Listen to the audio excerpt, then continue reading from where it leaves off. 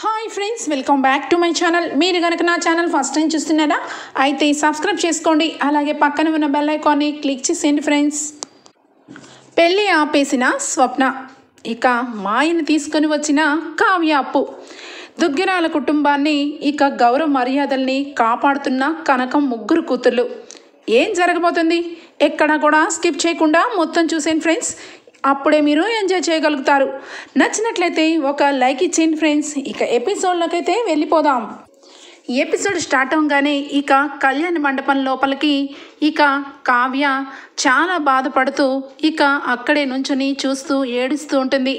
ఇంతలో ఇక పంతులు గారు పెళ్లి కుమార్తెని పెళ్లి కుమారుని కిందికి తీసుకురమ్మని చెప్పగానే ఇక అప్పుడే అనామిక రుద్రాణి ఇద్దరు కూడా ఇక మాయని తీసుకొని మాయ వేషంలో ఉన్న చిత్రని తీసుకొని వచ్చి ఇక కళ్యాణ మండపంలో కూర్చోపెడతారు. రాజు అయితే చాలా భయపడుతూ అలాగే లోపల చాలా బాధతో కావ్య వంక చూస్తూ, కళావతి, నువ్వు చెప్తున్నావని ధైర్యంగా వెళ్ళి కూర్చుంటాను. నా జీవితంలో నువ్వే నా భార్యవి, నా గుండెల్లో ఎప్పటికీ నువ్వే ఉంటావు కళావతి అని చెప్పి కళ్ళు వెంట నీళ్లు తుడుచుకొని ఇక మొత్తానికైతే పెళ్లి పీటల మీద కూర్చుంటాడు రాజు అయితే. ఇక అప్పుడే కరెక్ట్గా ఫోన్ వస్తుంది కావ్యకి. ఇక కావ్యకి అప్పు ఫోన్ చేసి, అక్క, ఇప్పుడు మాయకి మెలకు వచ్చింది, నువ్వు అర్జెంటుగా రా అక్క అని చెప్పి ఇక ఫోన్ పెట్టేస్తుంది. సరే అప్పు అని చెప్పి ఇక బయలుదేరుతుంది. అప్పటికే పంతులు గారు ఇక మొదటి ఘట్టమే స్టార్ట్ చేసేసరికి ఇక ఎలా అయినా మంగళసూత్రం కట్టేసరికి గంట టైం పడుతుంది, ఈ గంటలో నేను వెళ్ళి వచ్చేస్తాను అని చెప్పి ఇక బ్యాగ్ తీసుకొని బయలుదేరుతుంది. ఇక వెంటనే రాజు అయితే ఆశ్చర్యపోతూ ఉంటాడు. కావ్య ఏంటి పెళ్ళి ఆపుతానని చెప్పి ఇప్పుడు వెళ్ళిపోతుంది, అసలు ఎక్కడికి వెళ్తుంది కావ్య అని చెప్పి అలాగే దీనంగా చూస్తూ ఉంటాడు రాజు అయితే. సుభాష్కి ఇక ఏమీ అర్థం కాదు. ఒకవైపు కొడుకు మాట తీసుకున్నాడు, ఇప్పుడు నేను ఈ విషయం బయట పెడితే ఇక అపర్ణ పరిస్థితి ఏమవుతుంది అని చెప్పి ఇక అలానే చూస్తూ ఉండిపోతాడు. ఇక వెంటనే అక్కడే ఉన్న రుద్రాణి అయితే చాలా ఆనందపడుతూ ఉంటుంది. ఇక అనుకున్న టైంకి అనుకున్నట్టు రాజ్ ఇక మాయ మెడలో తాళిని కట్టేస్తే ఇక హ్యాపీగా ఉండొచ్చు. ఈ కావ్య ఇక్కడి నుంచి వెళ్ళిపోతే ఇక్కడ ఉన్న ఆస్తి మొత్తం కూడా నేను నా కొడుకు హ్యాపీగా ఎంజాయ్ చేయొచ్చు. ఆ తర్వాత ఈ స్వప్నను కూడా మెల్లగా ఇంట్లో నుంచి బయటికి పంపించేస్తాను, మాయ నేను కలిసి దీని కడుపుని పోగొట్టేస్తాము అని చెప్పి ఇక చాలానే మైండ్లో అనుకుంటూ ఉంటుంది రుద్రాణి. ఇక అప్పుడే కరెక్ట్గా ఇక అప్పుకి కనకం ఫోన్ చేస్తుంది. ఏమే అప్పు, రాత్ర ఫ్రెండ్ ఇంట్లో ఉండాలి, ఫ్రెండ్ ఏదో ఫంక్షన్ అని చెప్పావు, ఇప్పటి వరకు రాలేదు, నైట్ అంతా కూడా అక్కడే ఉన్నావు కదా, ఇప్పుడు ఇంటికి రా అని చెప్పి అడుగుతూ ఉంటుంది. అమ్మ, నేను తర్వాత వస్తా, ఇప్పుడు ఫోన్ పెట్టే అమ్మా అని చెప్పి అంటూ ఉంటుంది అప్పు అయితే. తర్వాత ఏంటే మర్యాదగా వస్తావా రావా, నేను మీ ఫ్రెండ్ వాళ్ళ ఇంటికి వెళ్ళాను, అక్కడ నువ్వు లేవని తెలిసింది, నువ్వు ఎంతగా మగవాళ్ళలాగా బట్టలు వేసుకుంటే మాత్రం ఇలా బలాదుర్లు తిరుగుతావా, నువ్వు ఆడపిల్లవే, మర్యాదగా ఏం చేస్తున్నావో చెప్పు అని చెప్పి గట్టిగా నిలదీస్తుంది. ఇంకా నువ్వు నిజం చెప్పలేదంటే నేనేం చేస్తానో నాకే తెలీదు అని చెప్పి అనగానే, అమ్మ, చెప్పక తప్పటం లేదు, నిజానికి నేను ఏ ఫ్రెండ్ వాళ్ళ ఇంట్లోనూ లేను, ఇదిగో ఇక్కడ అని చెప్పి ఆపేస్తుంది. ఏమైంది, ఏం దాస్తున్నావే నా దగ్గర చెప్పు అనగానే, అమ్మ, కావ్యక్కకి ఎంత అన్యాయం జరుగుతుందో తెలుసా, కావ్యక్క జీవితంలోకి ఒక కొత్త అమ్మాయి దాపరిస్తుంది, అది ఇక ఈరోజే బావని పెళ్లి చేసుకోబోతుంది, అందుకేనమ్మా రాత్రంతా కూడా నేను హాస్పిటల్లో ఉండాల్సి వచ్చింది. నిజానికి ఆ బాబుకి కన్న తల్లి పట్టుకున్నాం, కానీ లాస్ట్ మినిట్లో యాక్సిడెంట్ వల్ల తను కోమా స్టేజ్లోకి వెళ్ళిపోయింది, తన్ని కాపలా కాసుకుంటూ హాస్పిటల్లో ఉన్నానమ్మా అని చెప్పి అప్పు చెప్తుంది. అంతే, కనకం ఒక్కసారిగా షాక్ అయిపోతుంది. ఏంటి ఇంత తతంగం జరుగుతుంటే కన్న తల్లికి చెప్పకుండా మీకు మీరే ఇక మొత్తానికి చేసేసుకుంటారా, ఇక నేనేమి చేయని అవసరం లేదా, మర్యాదగా అసలు పెళ్ళి ఎక్కడ జరుగుతుంది అనగానే, అమ్మ, అది ఇంట్లోనే జరుగుతుంది, కానీ ఎవరికి తెలియకుండా చేస్తున్నారు అని చెప్పి అనగానే, ఎవరితో చేస్తున్నారు, దాని ఫోటో నీ దగ్గర ఉందా అని చెప్పి అనగానే, దాని ఫోటో నా దగ్గర ఉందమ్మా అని చెప్పి ఫోటోని పంపిస్తుంది. ఇక వెంటనే ఈ లోపల కావ్య హాస్పిటల్కి చేరుకుంటుంది. అక్క నువ్వు రా అక్క. ఇక మాయకి మెలకు వచ్చి కళ్ళు తెరిచి మూసేస్తుంది. డాక్టర్ అయితే బాగా తనని దగ్గరుండి మాయా మాయా అని చెప్పి పిలుస్తున్నారు అని చెప్పి చెప్తూ ఉంటుంది. ఇక్కడైతే ఇక రుద్రానికి ఇక కనకం అయితే చాలా కోపంతో ఫోటో చూస్తుంది. ఫోటో చూసిన వెంటనే కూడా ఒక్కసారిగా షాక్ అయిపోతుంది. దీని సంగతి నాకెందుకు తెలియదు, ఇది దీని తండ్రి అంతకుముందు ఇక బొమ్మలు తయారు చేసే కాంట్రాక్టర్ లాగా వచ్చి బొమ్మలన్నీ చేయించుకొని దొంగ వ్యవహారం నడిపి డబ్బులు ఎగ్గొట్టేశారు వీళ్ళనమాట. దీని సంగతి నాకు తెలియదు అనుకుంటుందేమో, దీని సంగతి నేను తేలుస్తాను అని చెప్పి ఇక వెంటనే కూడా స్వప్నకి ఫోన్ చేస్తుంది కనకం. ఇక అప్పటికే స్వప్న, అమ్మా ఏంటి ఈ టైంలో ఫోన్ చేసావు? నేను ఇప్పుడు చాలా పెద్ద విషయాన్ని బయట పెట్టాలనుకుంటున్నాను. ఇక ఖచ్చితంగా ఈరోజు తాడో పేడో తేలిపోతుంది. ఈ దుగ్గిరాల కుటుంబానికి బాగా పిచ్చి పట్టింది, అందుకే బాగా పిచ్చి పిచ్చిగా చేస్తున్నారు. ఇక కావ్యని చాలా అన్యాయం చేస్తున్నారు.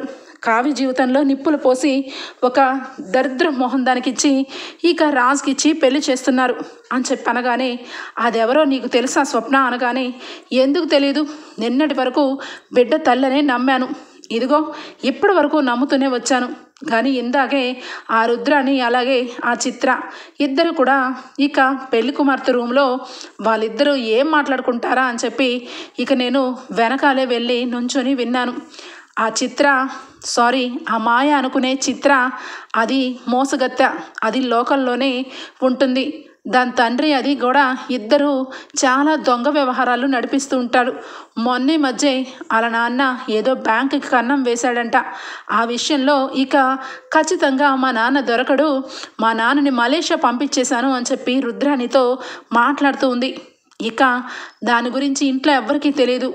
ముహూర్తం టైం కల్లా కావ్య ఖచ్చితంగా వస్తానే స్వప్న, ఇంతలో నువ్వు ఏమి గట్టిగా మాట్లాడద్దు, ఇక నేను వచ్చి వీళ్ళంతా చూస్తాను, పెళ్ళిని ఆపేస్తానని మాట తీసుకొని మరీ వెళ్ళింది. కానీ నా మనసు ఒప్పుకోవట్లేదు, అది మాయ కాదు చిత్ర అని చెప్పి నిజం తెలిసినా కూడా ఇంకా నేను చేతులు కట్టుకొని ఎందుకు ఊరుకుంటాను, అందుకే ఇప్పుడే కళ్యాణ మండపంలోకి వెళ్తున్నాను అని చెప్పి అంటుంది స్వప్న. అయితే సరే నువ్వు కళ్యాణ మండపంలో పెళ్ళి ఆపు, నేను దాని మోసాని సంగతి అంతా కూడా బయట పెట్టుకొని వస్తాను, నువ్వు ఇమిడియట్లీగా పెళ్ళి ఆప్ చేయి అని చెప్పి ఇక కనకం అంటుంది. కనకం మాటలకి ఇక స్వప్న వెంటనే కూడా వెళ్ళి అక్కడ నుంచొని ఎదురుగా చూస్తూ ఉంటుంది చిత్ర వంక. చిత్ర ఏంటి ఇది అలా నా వంక చూస్తుంది అని చెప్పి ఇక అనుకుంటూ కళ్ళు కిందకి దింపుకుంటుంది. ఏంటే చిత్ర, నా మొహం సూటిగా చూడలేకపోతున్నావా అని చెప్పి అంటుంది. ఒక్కసారిగా షాక్ అయిపోతుంది రుద్రాని, రాహుల్ అలాగే మాయ దొంగ మాయలాగా వచ్చిన చిత్ర. ఏం మాట్లాడుతున్నావు? మాయను పట్టుకొని చిత్ర అంటావేంటి? ఇకేమన్నా తల పనిచేయట్లేదా అని చెప్పి రుద్రాని అనగానే, నోరు మొయ్యి, నిన్నసలు ఎవరు కదిపారు? నిన్నేమన్నా పిలిచానా చిత్ర అని? చిత్ర విచిత్రాలు చేస్తూ ఇక ఏజ్ పైబడికి వచ్చిన ఇదిగో స్లీవ్లెస్ జాకెట్లు, ఇక ఒళ్ళు కనబడేలాంటి బట్టలు. నువ్వు నీ చిత్ర విచిత్రాలని నేను ఎప్పుడు పేరు పెట్టలేదే, చిత్ర అని దాని పేరు కాబట్టి చిత్ర అని పిలుస్తున్నాను, ముందు లెగవే మర్యాదగా అని చెప్పి అంటుంది. ఇక వెంటనే అపర్ణ, స్వప్న ఏం చేస్తున్నావు? నేను వాళ్ళిద్దరికీ పెళ్లి చేయాలని గుట్టు చప్పుడు లేకుండా ఇంట్లో చేస్తుంటే నీ ఇష్టం వచ్చినట్టుగా పెద్దగా మాట్లాడుతూ చాలా పెద్దగానే అరుస్తున్నావే. అయినా మీ చెల్లికి లేని బాధ నీకేంటి? పెళ్లి ముహూర్తం ఖచ్చితంగా ఇంకా గంట ఉందనగా బ్యాగ్ తగిలించుకొని ఊరి మీదకి వెళ్ళిపోయింది. మీ చెల్లికే లేని బాధ నీకెందుకంట అనగానే, మా చెల్లికి బాధ లేక కాదంటీ, మా చెల్లి చేయాల్సిన పని చాలా ఉందని బయటకు వెళ్ళింది. ఎంతలో నేను దీని నిజస్వరూపాన్ని మీ అందరి ముందు బయట పెట్టాలనుకుంటున్నాను. దీని పేరు చిత్ర, ఇది లోకల్లో దీని తండ్రితో ఉంటుంది. దీని తండ్రి మొన్నటి వరకు లోకల్లోనే ఉండేవాడు, వాడిని మలేషియా ఫ్లైట్ ఎక్కించి పంపించేసింది. దీని సంగతి మొత్తం కూడా నాకు తెలుసు అనగానే దెబ్బకి షాక్ అయిపోతారు ఇంట్లో కుటుంబ సభ్యులంతా కూడా. రాజ్ ఒక్కసారిగా స్వప్న మొహం చూస్తాడు. ఏంటి రాజ్, నాకు ఈ విషయం ఎలా తెలిసిపోయిందా అనా? నీకు తెలుసు కానీ నువ్వు చెప్పలేని పరిస్థితి, కానీ నీ ప్రాబ్లం అది. ఇది మా చెల్లెలి జీవితం, అందుకే నేను నిజం బయట పెట్టాను. అనే లోపలే ఇక ఎవరబ్బా హడావుడి అని చెప్పి వాచ్మెన్ని ఎవరిని లోపలికి పంపించొద్దని స్ట్రిక్ట్గా రూల్స్ పాస్ చేస్తుంది ఇక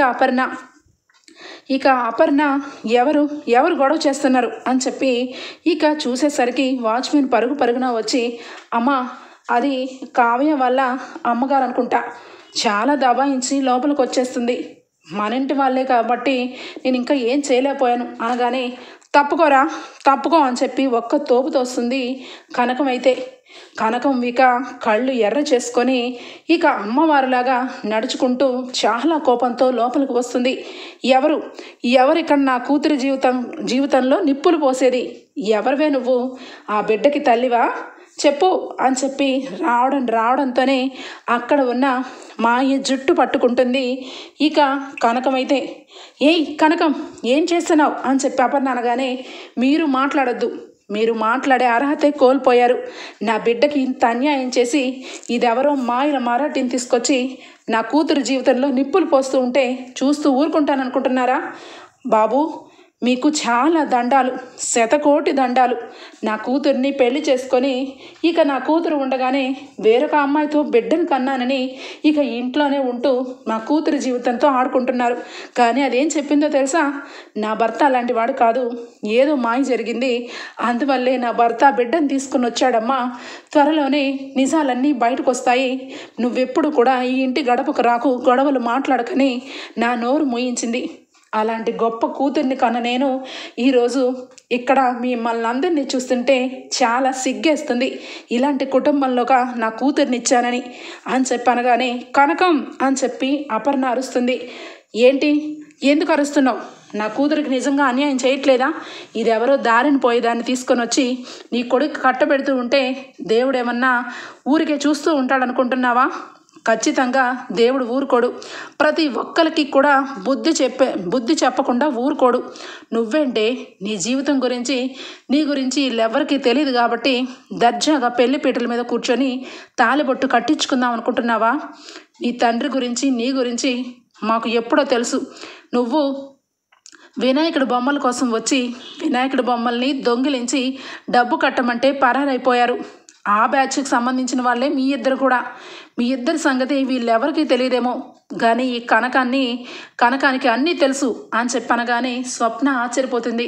అవునే స్వప్న, దీని గురించి నాకు ఎవ్వరు చెప్పలేదు కాబట్టి దీని పప్పులు ఇక్కడి వరకు వచ్చాయి.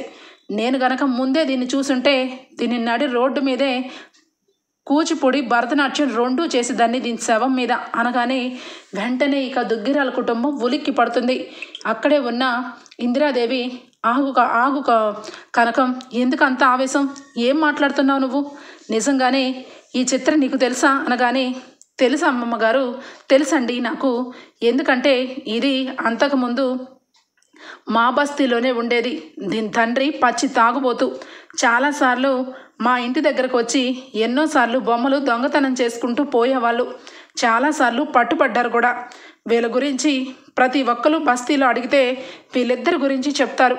మీరంటే పెద్దవాళ్ళు ఇళ్లల్లోనే ఉంటారు, మీకు ఏ విషయాలు తెలియదు కాబట్టి ఎవరు పడితే వాళ్ళు వచ్చి ఈ బిడ్డని కన్న తల్లినని చెప్పి వచ్చేస్తే ఇక మీరు పెళ్ళిళ్ళు చేసేస్తారు.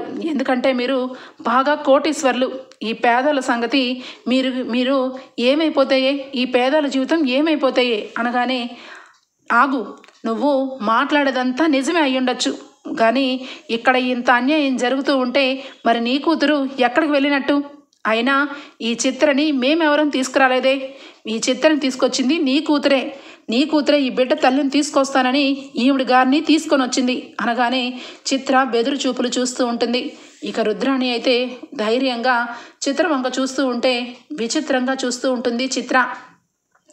సరే, మీరన్నట్టే నా కూతురే దీన్ని వెతుకు తీసుకొని వచ్చి ఇక్కడ పెట్టిందే అనుకుందాం, కానీ మరి మీ కొడుకు ఖచ్చితంగా చిత్ర అని తెలుసు కాబట్టి వెంటనే ఇక ఈ అమ్మాయి మాయ కాదు, నా బిడ్డకి తల్లి కాదని చెప్పాలి కదా. మరి చెప్పకుండా నీళ్ళు నిమురుతున్న నీ కొడుకుని వదిలేసి నా కూతురు మీద పడితే ఏం లాభం అని చెప్పి ఇక అపర్ణని సూటిగా నిలదీస్తుంది కనకమైతే. ఇక అప్పుడు అపర్ణ అడుగుతుంది, ఒరే రాజ్, ఏం జరుగుతుందిరా ఈ ఇంట్లో? నువ్వు చేసింది చాలా పెద్ద తప్పు.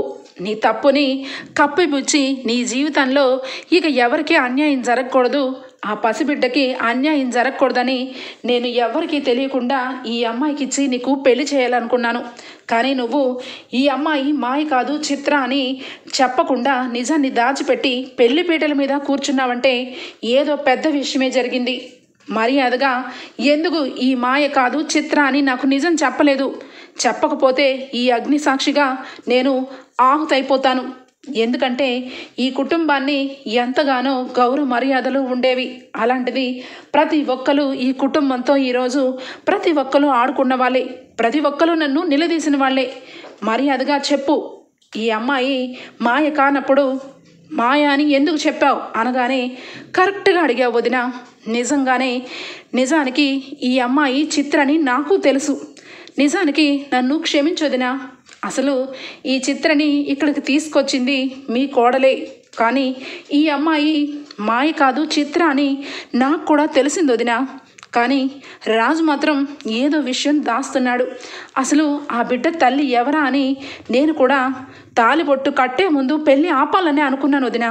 అందుకే ఇక పెళ్ళి ఇంకా గంట టైం ఉంది కదా అని చెప్పి రాజు అసలు ఎందుకు ఇదంతా చేస్తున్నాడు, అసలు బిడ్డ తల్లి కానీ చిత్ర మెడలో ఎందుకు తాలి కట్టాలనుకుంటున్నాడా అని నేను కూడా నివ్వెరపోతున్నాను.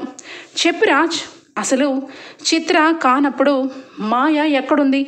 అసలు మాయకి నీకు పుట్టిన బిడ్డని ఇంట్లో పెట్టుకొని వేరొక అమ్మాయిని దారిని పోయే దానమ్మని మెళ్ళో తాలిని కట్టి భార్యని చేసుకుందామని ఎందుకు అనుకుంటున్నావు? నిజాన్ని మీ అమ్మ ముందే చెప్పు రాజ్ అని చెప్పి ఇక వెంటనే చిత్ర గురించి కనకం అలాగే స్వప్న ఇద్దరు బయట పెట్టేసరికి ఒక్కసారిగా ప్లేట్ ఫిరాయించేస్తుంది ఇక రుద్రాణి అలా అడిగేసరికి అపర్ణ ఆ రకంగా అడిగేసరికి రాజ్కి ఏం మాట్లాడాలో తెలీదు. అవును మమ్మీ, నిజమే, ఈ అమ్మాయి మాయ కాదు చిత్రే, కానీ ఈ బాబుకు తల్లి ఈమె కాదు అనగానే అవును, ఆ నిజం అంతా తెలిసింది. స్వప్న చెప్పింది, కనకము చెప్పింది, ఇదిగో ఈ రుద్రాణి కూడా చెప్పింది. అలాంటప్పుడు ఆ బిడ్డకు తల్లి మాయ. అసలు మాయ ఎక్కడ దాచిపెట్టావు? అసలు ఆ మాయ ఉండగా ఈ చిత్ర మెడలో పెళ్ళికి ఎందుకు సిద్ధపడ్డావు? నాకు నిజం తెలియాలి. లేదంటే నువ్వు అనుకున్నట్టు ఈ ఇంట్లో ఖచ్చితంగా నా సేవమే లెగుస్తుంది. ఎందుకంటే ఇప్పటి వరకు నేను చాలా గర్వంగా అందరి ముందు తల ఎత్తుకొని బ్రతికేదాన్ని. నువ్వు చేసిన పనికి ఎన్నో మాటలు, అనుకోడని మాటలు, అనే మాటలు అన్నీ కూడా పడుతున్నాను.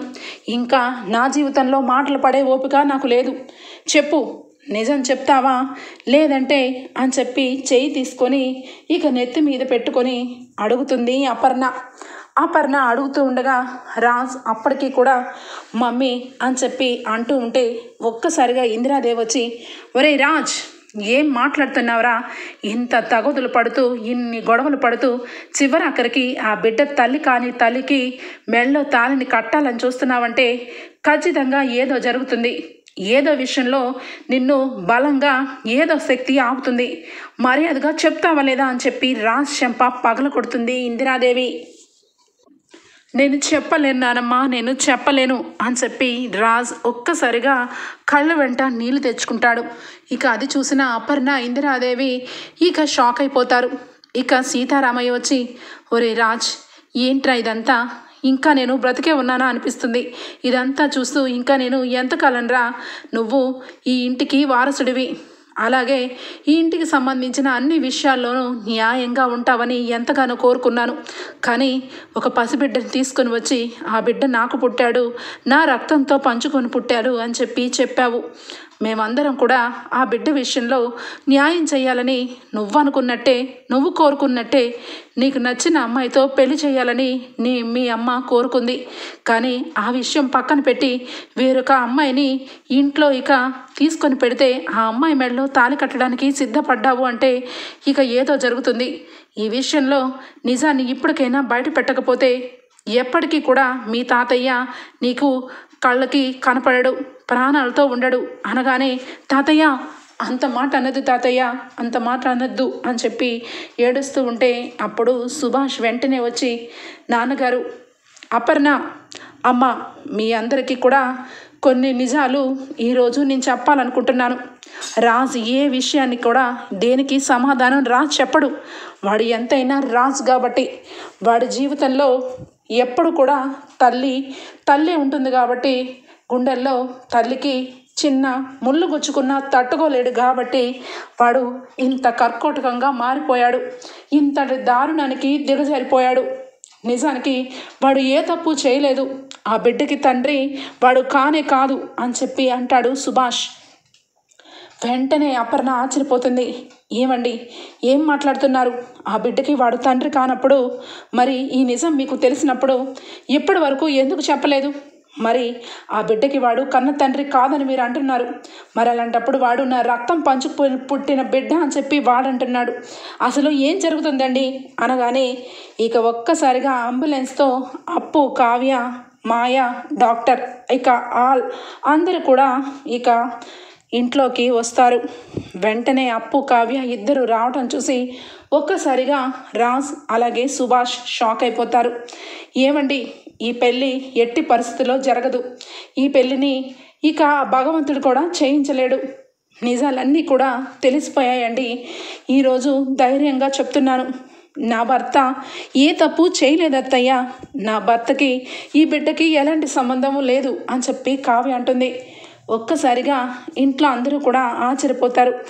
ఏం జరుగుతుంది అసలు? ఆ బిడ్డకి రాజ్కి ఏ సంబంధము లేనప్పుడు వాడు ఎందుకు ఇంత అబద్ధం ఆడాడు?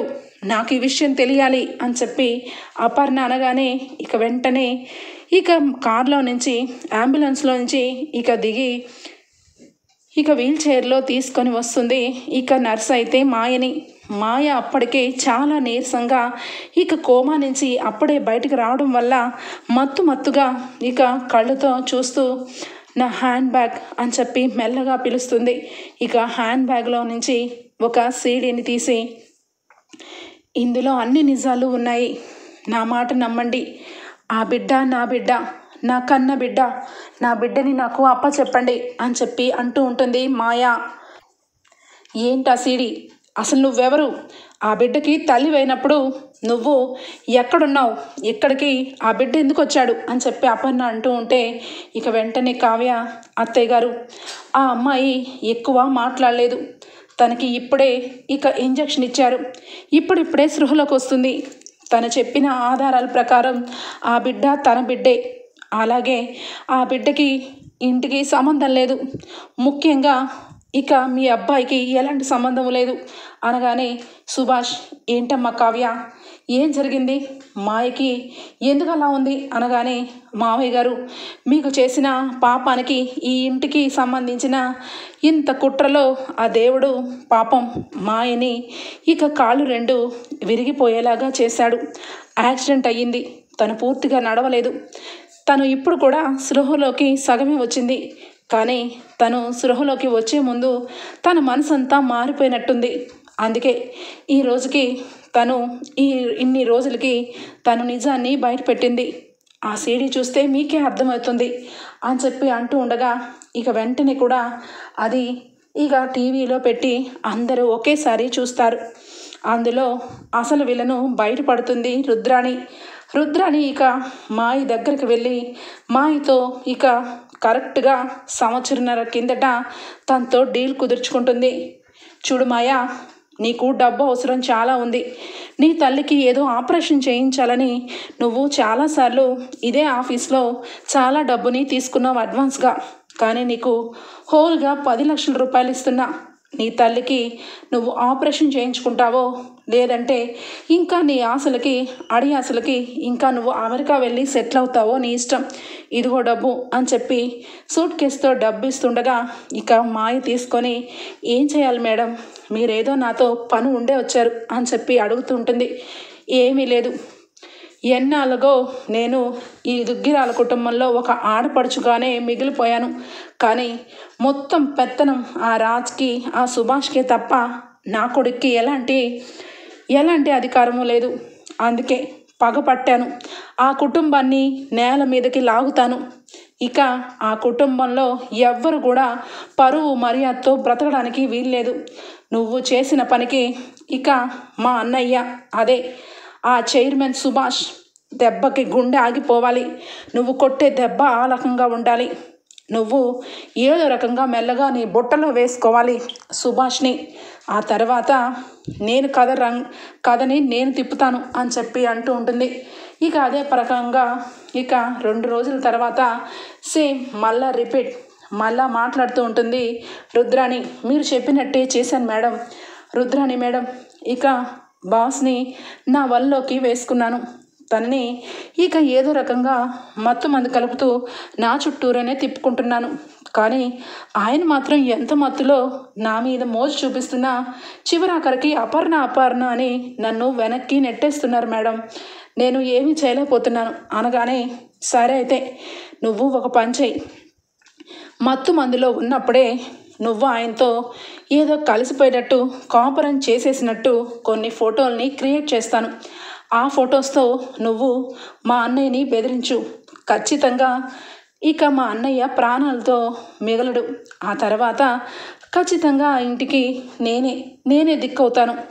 ఏదో రకంగా నువ్వైతే మా అన్నని బ్లాక్మెయిల్ చేయి, తర్వాత నేను చూసుకుంటాను అని చెప్తూ ఉన్నవి 2-3 సీడీల వరకు తన దగ్గరే పెట్టుకొని, మాయ ఎప్పటికైనా ఇవి నాకు ఆ కుటుంబానికి అడ్డుగా నిలుస్తాయని దాచిపెట్టుకున్న సీడీలు. అవి మొత్తం చూసినా ఇక దుగ్గిరాల కుటుంబం ఒక్కసారిగా ఉలిక్కి పడుతుంది. రుద్రాణి ఇంత పని చేసిందా? ఇంట్లో ఉంటూనే ఇంటి పిన్ని నివాసాలు లెక్క పెట్టిందా అని చెప్పి ఇక ఇంటి కుటుంబ సభ్యులందరూ కూడా చాలా అసహ్యంగా రుద్రాణిని చూస్తూ ఉంటారు. రుద్రాణికి అర్థమైపోతుంది, ఇదే నా లాస్ట్ రోజు, ఇక నన్ను బ్రతకనివ్వరని. ఇక వెంటనే ఇక మెల్లగా వెళ్ళిపోతూ ఉంటుంటే ఇక అప్పు కావ్య ఇద్దరు కూడా, ఆగు రుద్రాణి, ఎక్కడికి వెళ్తున్నావు? నీ మూటా ముళ్ళు సర్దుకొని తిన్నగా నువ్వు పోలీస్ స్టేషన్కే వెళ్ళాలి. నువ్వు ఇంకెక్కడ బ్రతకడానికి వీల్లేదు. ఎందుకంటే ఆల్రెడీ ఆన్ ది వేలో ఉన్నారు పోలీసులు అని చెప్పి అంటుంది కావ్య. ఇలానే సీరియస్గా చూస్తుంటే ఇక కావ్య, స్వప్న, అప్పు ముగ్గురు కూడా చంపలు వాయిస్తారు రుద్రానికి. ఇదిగో రుద్రాణి, ఈ ఇంట్లో నువ్వు అనాథ పక్షిలాగా ఉంటుంటే నిన్ను చేరదీసి ఇంట్లో వాళ్ళందరూ నీకు ఇంత చోటిస్తే ఇంత ఘోరంగా ఇంత మంచి కుటుంబం మీద ఇంత నిందలు వేసి చివరాఖరికి మనుషులు చచ్చిపోయే రేంజ్కి తీసుకొని వస్తావా? నువ్వు అసలు మనిషివా పశువే అని చెప్పి కనకం కూడా ఒక దెబ్బ వేస్తుంది రుద్రానికి. అప్పుడు ఇక అపర్ణ దగ్గరికి వస్తుంది కనకం దగ్గరికి. కనకం చేతులు పట్టుకొని, కనకం, నువ్వు నిజంగా ఒక దేవతవి. నువ్వు 3 ఆడపిల్లల్ని కని ఆ 3 ఆడపిల్లల్ని మా ఇంటికి మహాశక్తుల్లాగా ఈరోజు ఉపయోగపడ్డారు. ఈ కావ్య నిజంగా లేకపోయింటే ఈ నిజాన్ని ఎప్పటికీ భూలోకంలో పాతేసేది ఈ ఆడది. ఇక అప్పు ధైర్య సాహసాలకి మెచ్చుకుంటున్నాను. ఒకే ఒక ఆడపిల్ల రాత్రింబవళ్ళు ఈ మాయని కాపాడుకుంటూ ఆ మాయని తీసుకొని వచ్చి ఇంటికి నిజం చెప్పాలని ధ్యేయానికి నేను శిరస్సు వంచుతున్నాను. ఇక స్వప్న, నిజంగా నువ్వు ఎప్పుడు కూడా గట్టిగా మాట్లాడుతూ ఉంటే ఏంటి, ఎప్పుడు పెద్దంతరం చిన్నంతరం లేక మాట్లాడుతుంది అనుకున్నాను. కానీ ఈరోజు నువ్వు ఈ పెళ్ళిని ఆపేసి ఆ చిత్ర మోసం చేస్తుందని అందరి ముందు ధైర్యంగా నోరు విప్పి చెప్పగలిగావు. నిజంగా 3 పిల్లల్ని కన్న నువ్వు మహాలక్ష్మితో సమానం. నాకొక్కగానొక్క కొడుకుని కన్నా వాడిని అవమానిస్తూ వాడికి ఇష్టం లేని పెళ్ళిని చేసి వాడి జీవితాన్ని నాశనం చేసేస్తామని ఇంకొంచెం సేపట్లో వాడి జీవితాన్ని నాశనం చేసేదాన్ని. నా మొహం ఎవరికి చూపించుకోలేకపోతున్నాను, సిగ్గుతో తలదించుకుంటున్నాను అని చెప్పి అపర్ణ కన్నీరు మున్నీరు అవుతుంది. ఇక వెంటనే మమ్మీ అని చెప్పి ఇక రాజు అయితే దగ్గరికి వచ్చి పట్టుకుంటాడు. మమ్మీ, నువ్వు ఏమి డీలా అయిపోకు. నిజానికి నువ్వు న్యాయంగా ఆలోచించవు. నిజంగా నువ్వు ఆ పసిబిడ్డ నిజంగా ఇంటి వారసుడేమోనని, వాడికి అన్యాయం జరగకూడదని ఇంత తపన పడ్డావు. కానీ నీ కొడుకు ఏ రోజు తప్పు చేయడు మమ్మీ. నీ పెంపకంలో పెరిగిన బిడ్డను నేను ఎందుకు తప్పు చేస్తాను అని చెప్పి అనగానే ఇక సుభాష్ అయితే వచ్చి వెంటనే, అపర్ణ, నిన్ను నేను వదులుకోలేను. నీకు ఏదైనా జరుగుతుందని ఈ నిజాన్ని నా గుండెల్లో దాచిపెట్టుకున్నాను తప్పించి నీ మీద ప్రేమ లేక కాదు. ఏదో నా మనసు చలించి ఏదో ఒకరోజు ఈ మాయని ఏదో పరజ్ఞానంలో చూసుంటానేమో కానీ నిజానికి అన్ని విధాలుగా నా భార్యవి నువ్వే. నువ్వు లేకపోతే నేను ఒక్క క్షణం కూడా ఉండలేను. అందుకే ఇంత ఘోరంగా ఇంట్లో పెళ్లి జరుగుతున్నా కూడా నీకు ఏదో జరుగుతుందని చేతులు ముడుచుకొని ఇంకా చూస్తూనే ఉండిపోయాను. నన్ను నమ్ము అనగానే, ఏమండి అసలు మీరు నాకెందుకండి మీరు ఇలా చెప్తున్నారు? మీరు ఏ తప్పు చేయలేదండి. ఈ ఈ కుటుంబం కోసం మీ రెక్కలు ముక్కలైపోయేలాగా మీరు కష్టపడుతూ ఇంతకంతా పదింతలు చేసి ఇంత పెద్ద కుటుంబాన్ని ఏర్పాటు చేశారు. మీరు నాకు చెప్పడం ఏంటండి? ఈ దుర్మార్గురాల మూలంగా ఈ ఇంటి కుటుంబంలో ఇంత ఘోరంగా మీరు ఇక ప్రాణాల్ని పణంగా తీసుకోవాలనుకున్నారు. ఇలాంటి ఆడదాన్ని ఇంకా ఈ ఇంట్లో ఉంచి ఇంకా ఎంతకాలం అండి భరిస్తాము? ఇప్పుడే ఈ దరిద్రాన్ని ఇంటిలోంచి గెంటేస్తాను అని చెప్పి ఇక రుద్రాణిని నిలువాల ఇంట్లోంచి గెంటేస్తుంది అపర్ణ. ఇక మొత్తానికైతే కుటుంబం అంతా కూడా ఇక రుద్రాణి పీడ విరగడైపోతుంది. కావ్యరాజులు ఒక్కటే అయిపోతారు. ఇక స్వప్నని అలానే చూస్తూ ఉంటాడు రాహుల్. అయితే రాహుల్కి కూడా బుద్ధొస్తుంది. నా తల్లి చేసిన పనికి నేను ఇప్పుడు గనక ఎంతో కొంత నోరు విప్పితే నన్ను కూడా బయటికి నూకేస్తారు. నాకు ఈ పరిస్థితిలో ఎక్కడికి వెళ్ళడం ఇష్టం లేదు, కాబట్టి స్వప్నతోనే సర్దుకుంటాను అని చెప్పి ఇక రాహుల్ కూడా స్వప్నతో కలిసిపోతాడు. ఇక మొత్తానికైతే అప్పు విషయంలో దానిలక్ష్మికి కూడా చాలా మంచి అభిప్రాయం వస్తుంది. ఈ అప్పు గురించి ఇన్నాళ్ళు తెలియక ఏదో పిచ్చి మాటలు విని అప్పుని చాలాసార్లు అవమానించాను. కళ్యాణ్, నువ్వు అప్పు ఇన్నాళ్ళలాగే ఇద్దరు మంచిగా ఫ్రెండ్స్లా ఉండండి. ఎవరు ఏమన్నా నాకు చెప్పు, వాళ్ళ తాట తీసేస్తాను అని చెప్పి అనామిక మొహం చూస్తూ ఉంటుంది. ఓకే ఫ్రెండ్స్, మొత్తానికైతే కనకం ముగ్గురు కూతుర్లు దుగ్గిరాల పరువుని కాపాడుతారు. మీకు నచ్చినట్లయితే ఒక లైక్ ఇచ్చేయండి friends. Bye, take care, thank you for watching.